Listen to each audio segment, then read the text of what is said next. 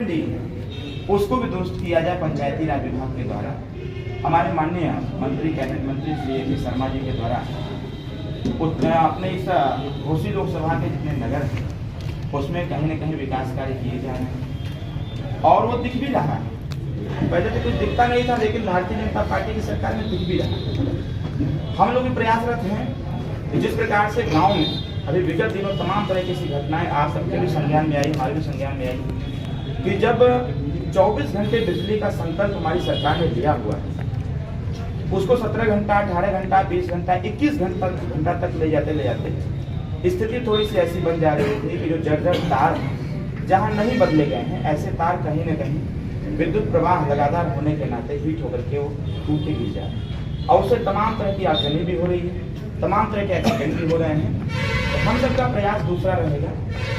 जैसा कि माननीय ए.के. शर्मा जी के द्वारा बार बार इस चीज़ की घोषणा भी की जा रही है, तो हम भी सहयोग करेंगे आने वाले समयों में पूरे घोसी लोकसभा के ग्रामीण क्षेत्रों से या फिर शहरी क्षेत्रों जो भी तार जर्जर हो गए हैं उसको दुरुस्त करेंगे। 24 घंटे बिजली का जो संकल्प है चुनाव के बाद 6 महीने में हम लोगों का लक्ष्य है कि 6 महीने के अंदर अंदर 24 घंटे बिजली का संकल्प पूरा किया। तीसरी बात है, मैं क्षेत्र में भ्रमण कर रहा हूँ और बार बार क्षेत्र में तमाम तरह की घटनाएं घटित हो रही हैं, सूचनाएं भी मिल रही हैं कि इमरजेंसी पीरियड में जब मऊ जनपद से कोई व्यक्ति अपने पेशेंट को लेकर के बनारस या लखनऊ या गोरखपुर जा रहा है तो जो उसके परिवार का मरीज है कहीं तो दम तोड़ दे रहा है। ये चीज़ें कई जगह से, कई गाँव से हमको लोगों का सुझाव भी आया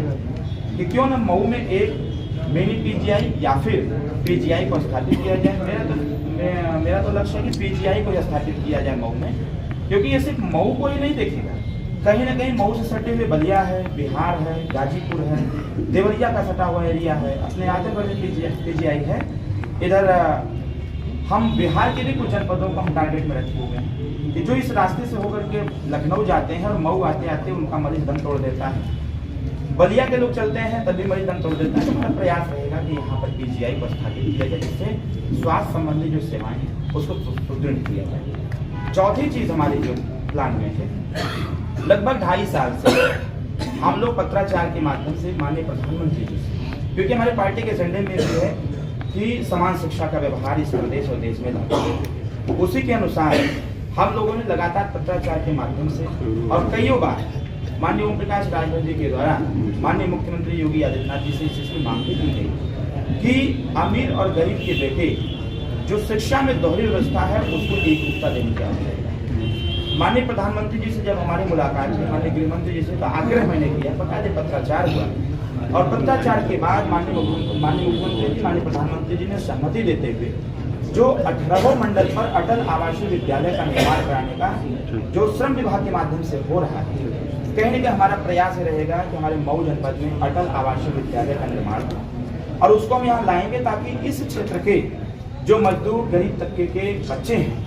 उनको निःशुल्क तौर पर कक्षा 5 से लेकर के 12 तक की शिक्षा, उनको अच्छी शिक्षा गुणवत्ता के साथ उनको प्रदान हो सके। और ऐसे जो गरीब बच्चे पैसे के अभाव में या फिर मैं यूँ कहूँ महंगाई के अभाव में नहीं पढ़ पा रहे हैं, ऐसे बच्चों को हमारी सरकार भारतीय जनता पार्टी एनडीए सरकार निःशुल्क शिक्षा दे करके उनको हॉस्टल की सुविधा भी देगी, जैसा कि अन्य जगहों पर चल रहा है, वो व्यवस्था हम यहाँ कराने का काम करेंगे। 5वीं चीज़ है, 2018 में हम सब लोग सरकार में थे और हम सब लोगों ने समाज कल्याण विभाग से मांग किया था, जैसा कि पूर्व की सरकार उत्तर प्रदेश की बहन मायावती जी की थी। बहन मायावती जी ने बनारस के लालपुर में व्यवस्था लागू किया है कि वहाँ पर लगभग 300 से 500 बच्चों को पढ़ने के लिए IAS कोचिंग सेंटर खोले। हम लोगों का प्रयास था कि पूरे उत्तर प्रदेश के हर जनपद में इसको खोला जाए, अगर जनपद में नहीं तो मंडल वार कम से कम खोल दिया जाए, लेकिन हमारा प्रयास सिर्फ 8 मंडलों में हो पाया है, अभी 10 मंडलों में करना बाकी है। हम लोग प्रयासरत ये हैं समाज कल्याण विभाग के माध्यम से, वो चाहे दलित का बेटा हो, चाहे पिछड़े का हो या फिर सामान्य वर्ग का व्यक्ति हो या फिर अल्पसंख्यक समुदाय का हो, सभी लोगों के लिए उत्तर प्रदेश और देश की सरकार के द्वारा हम हर जनपद में कोचिंग सेंटर खुलवाएंगे, जिसमें कि इस क्षेत्र के बच्चे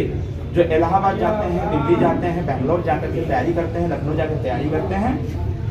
ऐसे बच्चे सरकारी खर्चे पर IAS, PCS या फिर UPSC के लिए लोग यहाँ पर कोचिंग लें और लगातार कोचिंग करके उनको शिक्षा की व्यवस्था अच्छी की जाएगी, कोचिंग की व्यवस्था अच्छी की जाएगी। जिससे कि यहाँ के बच्चे खुल पे खुल तैयारी करके और अच्छे डायरेक्शन में कॉम्पिटिशन में बैठे और हमारे जिले का नाम रोशन। इन सारे मुद्दों को लेकर के हम लोग अब यहाँ जैसे एक मुद्दा आता है महिला सुरक्षा, जैसे न्याय संगत कार्यों हम भी लगातार यहाँ वॉच कर रहे हैं और जिस प्रकार से हमारी यहाँ की प्रशासन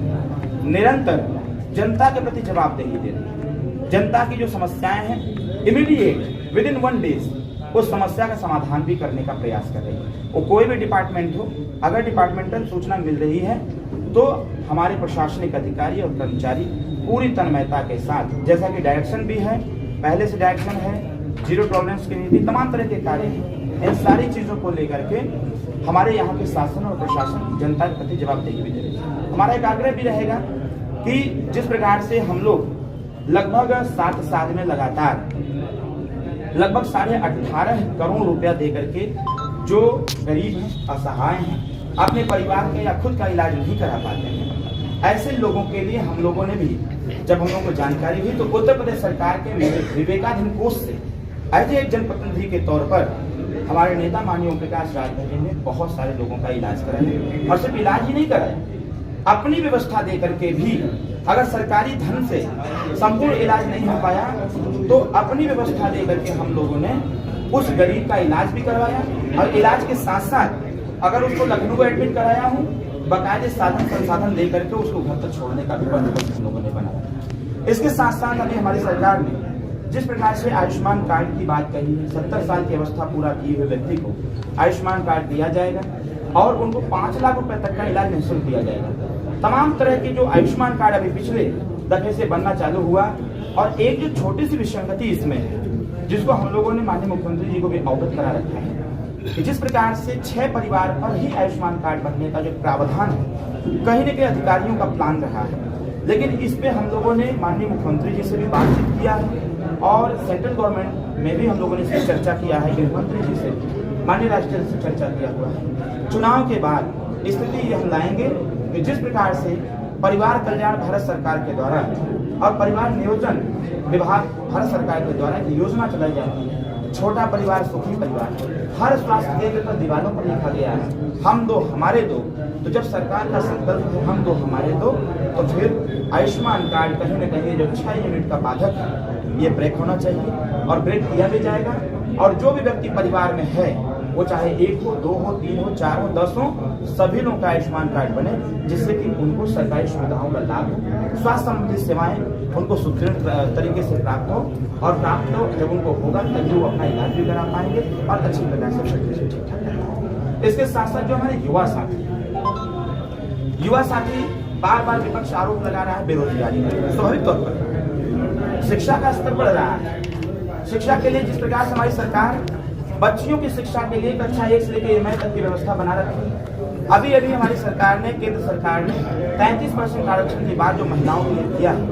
मेरा मानना ये है कि 33% आरक्षण को अभी आगे लागू करके उसको और इजाफा किया जाएगा, जिससे अगर देश के संचालन में, इस देश की संस्कृति और सभ्यता के निस्तारण में अगर महिलाओं का 50% भागीदारी और योगदान है परिवार कल्याण में, समाज के कल्याण में और परिवार के संस्कार में, परिवार के काम में अगर महिलाओं का योगदान बराबर है तो हम लोग आने वाले समयों में जनता आशीर्वाद देती है, सदन में अरविंद राजभर जाते हैं तो 50% आरक्षण की चर्चा हम करेंगे। वो हर क्षेत्र में होगा, चाहे नौकरी का क्षेत्र हो, क्योंकि तमाम बच्चियां अभी पढ़ लिख रही हैं, उनको पढ़ लिख करके सिर्फ और सिर्फ शादी विवाह में इन्वॉल्व कर दिया जा रहा है, बच्चियों को नौकरी तक नहीं मिल पा रही, रोजगार नहीं मिल पा रहा है। हमारा प्रयास ये होगा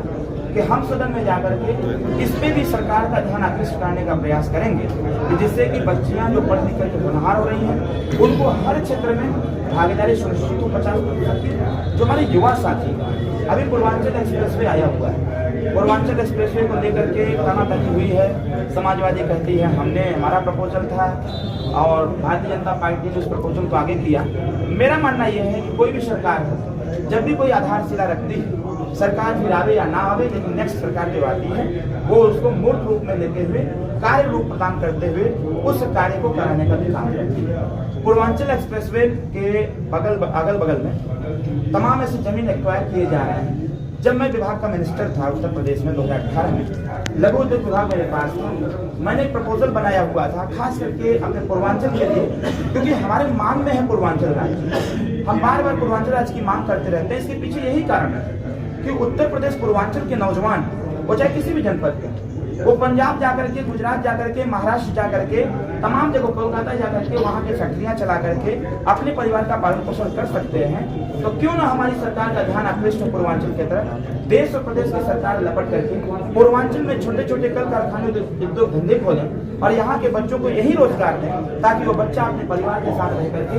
नौकरी करे, रोजगार करे और रोजगार करके अपने परिवार के साथ रहे। इससे हमारे प्रदेश की भी इकोनॉमी बढ़ेगी, इसके साथ साथ परिवार भी उसका मजबूत होगा। उसके जो छोटे छोटे बच्चे हैं, पैसा मिलेगा, उसके बच्चे पढ़ेंगे भी और आगे भी बढ़ेंगे। कहीं न कहीं हमारी सोच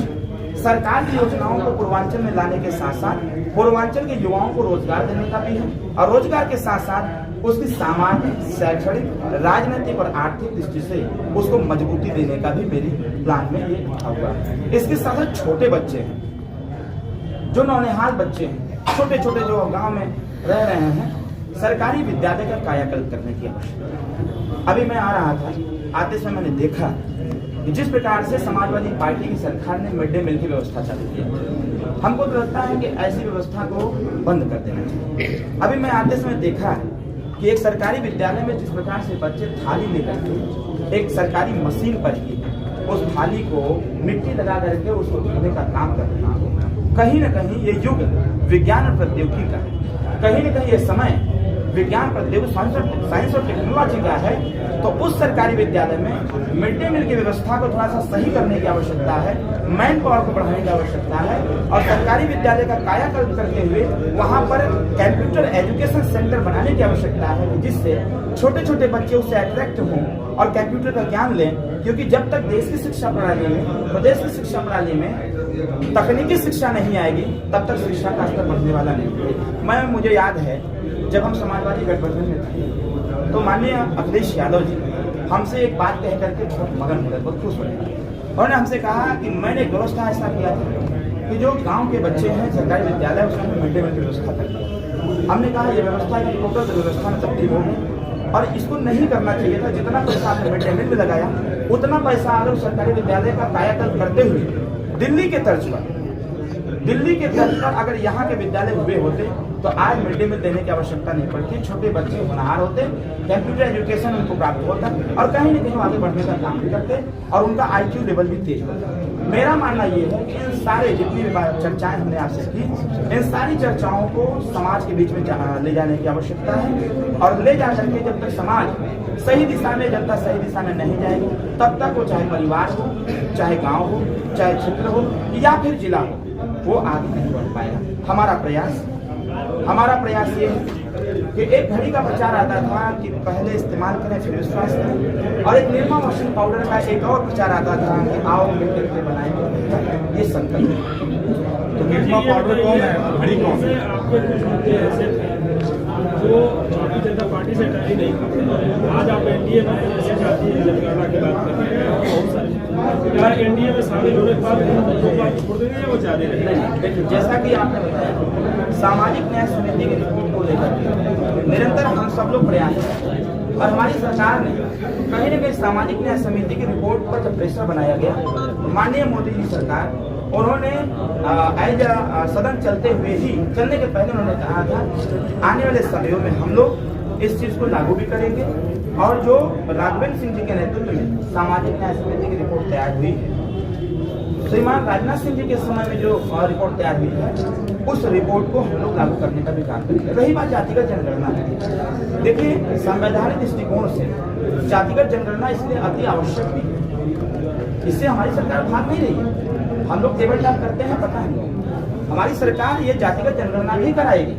और करा करके जो भी वंचित वर्ग के लोग हैं, वो चाहे किसी जाति समुदाय के हों, ऐसे लोगों को हर स्तर पर आगे बढ़ाने का प्रयास किया जाएगा। मोदी जी का जो संकल्प है 2047 तक इस देश को विकसित देश करने, तो कहीं न कहीं विकसित देश करने का जो संकल्प है, लंबा समय है और चरणबद्ध तरीके से विथ प्लान हम लोगों की योजना बनी है। आने वाले समयों में विश्वास करें, आने वाले समयों में इसको पूरा आपने सारी बात करी है।